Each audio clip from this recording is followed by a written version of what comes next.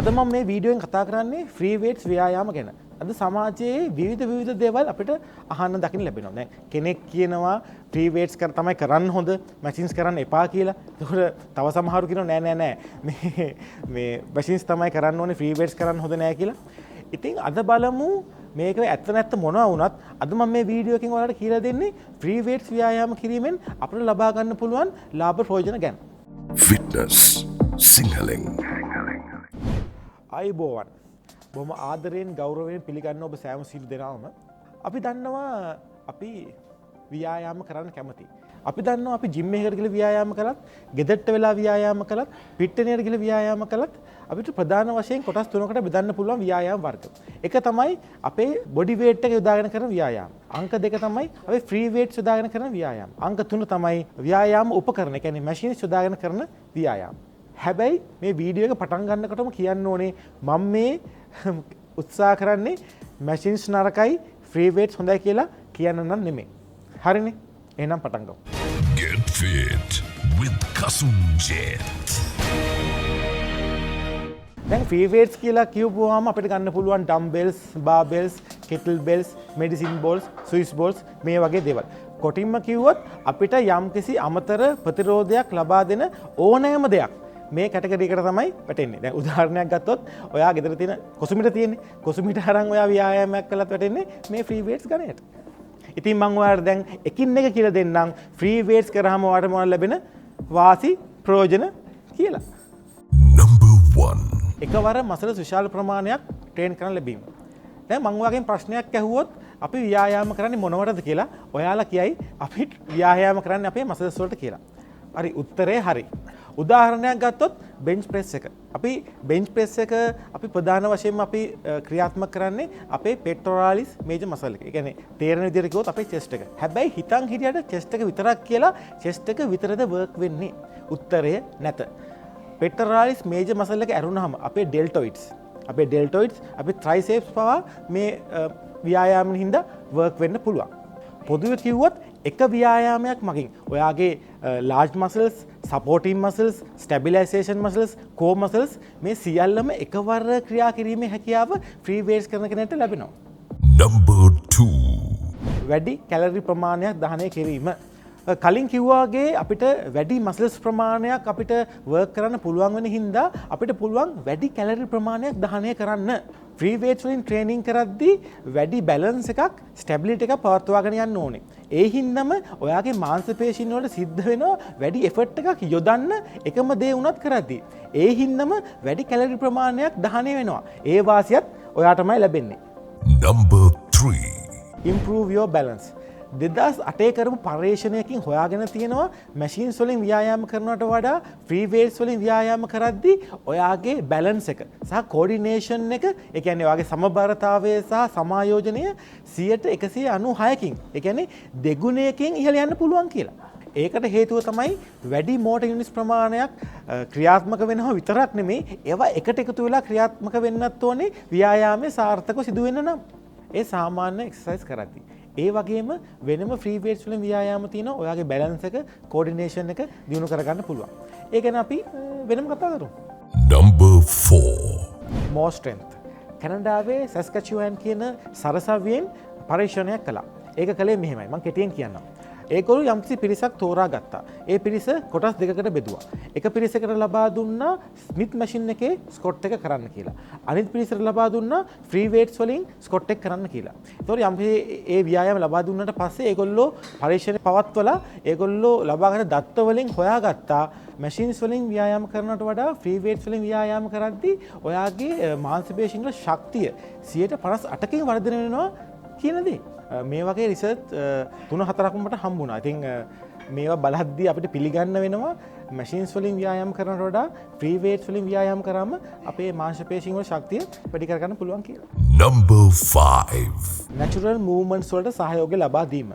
අපි දන්නවා අපි එදිනෙදා කරන වැඩවලදී අපි විවිධ චලනයන් භාවිතා කරනවා. ප්‍රධාන වශයෙන්ම චලන 4ක් අපි භාවිතා කරනවා. ඒ තමයි forward, backward, horizontal, vertical ඒ වගේ චලන. ඉතින් ඒ වගේ චලනයන්ට අමතර සහයෝගයක් ලබා දෙනවා මේ ෆ්‍රී වේට්ස් වලින් ව්‍යායාම කරන කෙනෙක්ට. අනික අපිට පුළුවන් එකම ව්‍යායාමයේ වුණත් විවිධ මූවමන්ට්ස් වලින් කරන්න. දැන් ඔයා දන්නවනේ ඩම්බෙල් දෙයක් ගත්තාම අපිට කොච්චර මූවමන්ට්ස් වලින් ව්‍යායාම කරන්න පුළුවන්ද? දැන් උදාහරණයක් ගත්තොත් අපිට පුළුවන් ඩම්බෙල් ස්කොට් ඇන්ඩ් ප්‍රෙස් වගේ ව්‍යායාමයක් ගන්න. ඒ වගේම තමයි ගොඩක් වේරියේෂන්ස් කිරීමේ වාසියක් ඔයාලට තියෙනවා. Number 6. හෝමෝන ප්‍රතිචාර. පර්යේෂණ වලින් හොයාගෙන තියෙනවා ෆ්‍රී වේට්ස් ව්‍යායාම කිරීම මගින් ඔයාගේ ටෙස්ටොස්ටෙරෝන්, ඒතර ග්‍රෝත් හෝමෝන් වගේ හෝමෝන වර්ග ස්වභාවිකවම ඉහළ නැංවීමේ හැකියාවක් තියෙනවා කියලා. ඉතින් අපි දන්නවා ඒව කොච්චර උදව් වෙනවද කියලා හොඳට ඇඟ හදාගන්න කෙනෙක්ට. Number 7.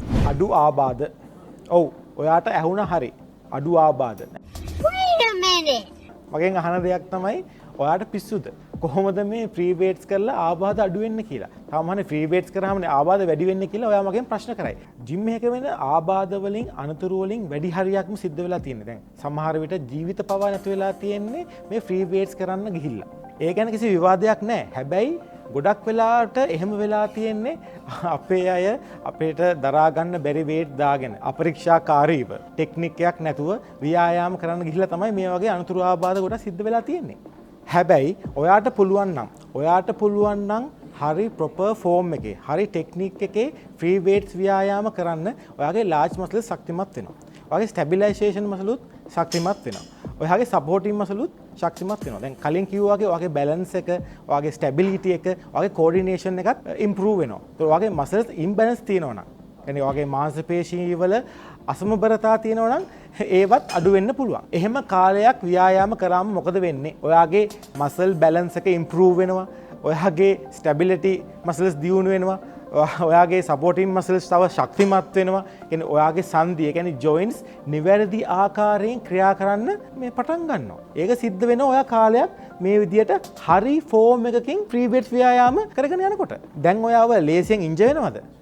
නෑනේ. දැන් ඊට පස්සේ බර ටිකක් වැඩි කළා කියලා. එහෙම නැත්නම් ටෙක්නික් එක ටිකක් වැරදියට කළා කියලා ඔයාව ආබාධයට ලක්වීමේ හැකියාව අඩු වෙනවා. කියන්නේ ජිම් එකේ විතරක් නෙමෙයි.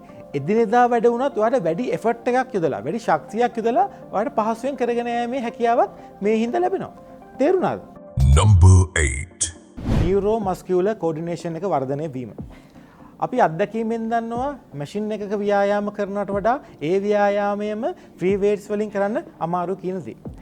ඒකට හේතුව තමයි අපි ෆ්‍රී වේට්ස් වලින් ව්‍යායාම කරද්දී අපේ මේ නියුරෝ මස්කියුලර් කෝඩිනේෂන් එක වැඩිපුර අවශ්‍ය වෙනවා.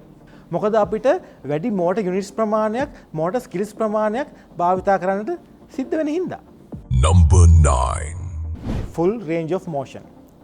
අපි මැෂින් එකක ව්‍යායාම කරනවට වඩා ෆ්‍රී වේට්ස් වල ව්‍යායාම කරද්දී වැඩි පරාසයක්, ඒ කියන්නේ වැඩි රේන්ජ් ඔෆ් මෝෂන් එකක ව්‍යායාම කරන්න පුළුවන් ෆ්‍රී වේට්ස් වලින් ව්‍යායාම කරද්දී. මොකද මැෂින් එකක තියෙන්නේ ෆික්ස් කරපු ස්ථාවර රේන්ජ් ඔෆ් මෝෂන් එකක්. විශේෂයෙන්ම ඩම්බෙල්ස් වලින් ව්‍යායාම කරද්දී. අපි දන්නවා ඩම්බෙල්ස් වලින් ව්‍යායාම කරද්දී අපිට වැඩි පරාසයක අපිට ව්‍යායාම කරන්න පුළුවන්. Number 10. විවිධ ස්ට්‍රෙන්ත් ක්වොලිටීස් දියුණු කිරීමට හැකිවීම. අපි ඔය නිකං ශක්තිය කියලා කිව්වට ශක්තියේත් විවිධ ප්‍රභේද තියෙනවා.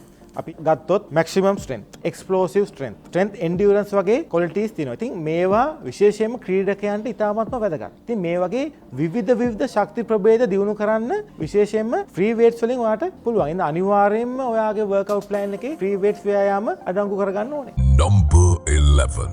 අඩු කාලයකින් වැඩි ව්‍යායාම ප්‍රමාණයක්. අපි දන්නවා සමහරු එක්සර්සයිස් නොකරන්න දක්වන ප්‍රධානම හේතුවක් තමයි අනේ මට වෙලාව නැහැනේ. මම හරිම බිසි. මට ජිම් යන්න වෙලාවක් නැහැ. ජිම් එකට යන්න ගියාම මගේ වෙලාව ඉවරයි. අනිත් එක ජිම් එකට ගිහිල්ලා මැෂින් එකකින් මැෂින් එකට මාරු වෙනකොටම මගේ ටයිම් එක ඉවරයි. ඉතින් ඒ වගේ කියන අයට මම හොඳ උත්තරයක් දෙන්නම්. ඒ තමයි ෆ්‍රී වේට්ස් වලින් ඔයාට අඩු කාලයකින් වැඩි මසල්ස් ප්‍රමාණයක් ට්‍රේන් කරගන්න පුළුවන් කියන දේ. කාට හරි ඕන නම් ටයිම් එෆිෂන්ට් වර්ක්අවුට් එකක් නිර්මාණය කරගන්න. ඔයාට කරන්න තියෙන්නේ ඔයාගේ ට්‍රේනර්ත් එක්ක කතා කරලා හොඳ ෆ්‍රී වේට්ස් අඩංගු වර්ක්අවුට් ප්ලෑන් එකක් ඩිසයින් කරගන්න එක. Number 12. ලාභය. අපි දන්නවා අපි මොන දෙයක් ගන්න ගියත් අපි මුලින්ම අහන්නේ ලාභෙට නැද්ද? අපෝ ගාන වැඩිනේ. ඕකම නැද්ද අඩුවට? ඕ වගේ තමයි. දැන් අපි දන්නවා එක්සර්සයිස් මැෂිනුත් ගොඩක් ගාන වැඩි, මිල අධිකයි. ඉතින් හැමෝටම මේක දරා ගන්න බෑ. ඉතින් ඒකට තියෙන හොඳම විසඳුම තමයි මේ ෆ්‍රී වේට්ස් කියන දේ. අපි දන්නවා ෆ්‍රී වේට්ස් කියන දේවල් එච්චර මිල අධික නැහැ. ඔයාලට පහසුවෙන් අඩු මිලකට හොයාගන්න පුළුවන්. මුදල ගැන හිතන අයගේ ලාභදායම තේරීම තමයි ෆ්‍රී වේට්ස්. Number 13. පොඩි ඉඩෙන් වැඩි ව්‍යායාම ප්‍රමාණයක් මැෂින්ස් ගන්න පුළුවන්කම තිබුණත් අද ටවුන් එකෙන් තැනක් හොයාගන්න අමාරුයි මේ ඔක්කොම මැෂින්ස් දාන්න පුළුවන් තරමේ ඉඩකඩක් තියෙන. ඔය ප්‍රශ්නේ يعني සාමාන්‍ය වගේම ජිම් ඕනර්ස්ලාත් මුහුණ දෙන ප්‍රශ්නයක්. හරි අපි හිතමුකෝ මේ ජිම් ඕනර්ස්ලා මේ ප්‍රශ්නේ බලාගන්නේ කියලා. දැන් සාමාන්‍ය පුද්ගලෙක් මොකද්ද මේකට කරන්නේ? එයාලට කරන්න තියෙන හොඳම දේ තමයි ප්‍රමාණයෙන් විශාල ව්‍යායාම උපකරණ ගන්නවා වෙනුවට ෆ්‍රී වේට්ස් ටිකක් ගන්න එක. විශේෂයෙන්ම බාබෙල්ස්, ඩම්බෙල්ස්, කෙටල් බෙල්ස්, මෙඩිසින් බෝල්ස්, එහෙම නැත්නම් පවර් රැක් එකක්, බෙන්ච් ඒව දාන්න වැඩි ඉඩක් යන්නේ නැහැ නේ. ඉතින් ඔයාලට පහසුවෙන්ම පුළුවන් පොඩි ඉඩෙන් වැඩි ව්‍යායාම ප්‍රමාණයක් කරගන්න. මේ වැඩසටහන හොඳයි කියලා හිතෙනවා නම් ලයික් එකක් දාලා අපිව සබස්ක්‍රයිබ් කරන්න අමතක කරන්න එපා. Fitness Sinhaleng Productions.